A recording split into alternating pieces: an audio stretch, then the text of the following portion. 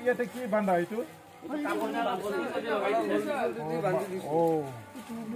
মাছে কোনবা মাছে অলপ এনে বেছি পাছত কৰিলে অলপ পাছত নহ'বনে ভাগি দিব পাৰে না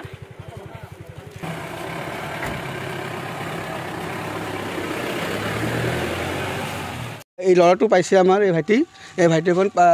পুষ্কনি পাকাৰৰ ওচৰত পাইছে তাতেখন ভৰিখন ভাঙা আছিল